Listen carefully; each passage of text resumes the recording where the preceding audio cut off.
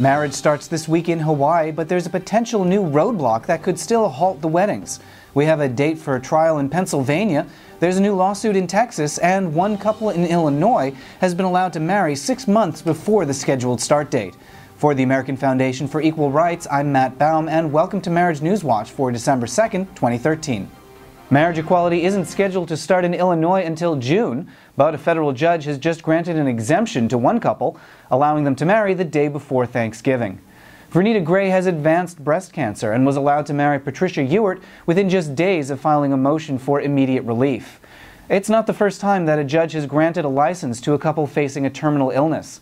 Earlier this year, an Ohio man was allowed to place his partner on his death certificate, despite the state of Ohio not otherwise recognizing LGBT relationships. And in New Mexico, a terminally ill woman named Jennifer Martin Newman Roper was allowed to marry her wife last August. Newman Roper passed away earlier this month. There's a potential new roadblock to Hawaii's new marriage equality bill. Weddings are slated to start this week, but State Representative Bob McDermott has filed a new lawsuit to challenge the law. Earlier this month, McDermott lost a bid for a restraining order to prevent the marriages from starting. Now he's pressing ahead with a new motion that would invalidate the marriage equality bill. A hearing is scheduled for January 13.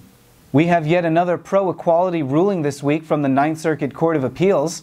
A committee has ruled that the federal government must recognize an Oregon domestic partnership for the purposes of court employee benefits. This is a complicated ruling since it stems from a court employee grievance rather than a lawsuit, but ultimately it's good news, confirming that the domestic partnership was treated as unequal to marriage, which, quote, constitutes a deprivation of due process and equal protection. We have a trial date for a lawsuit in Pennsylvania. Mark your calendars for June 9th.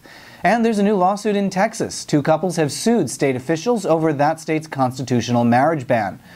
AFER's federal case in Virginia is proceeding towards its next hearing. In the meantime, profiles on both plaintiff couples have appeared in the Richmond Times-Dispatch and the Washington Post.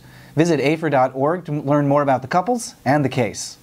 And finally this week, a new study from the University of Michigan shows that men in states that allow marriage equality report lower levels of mental health issues.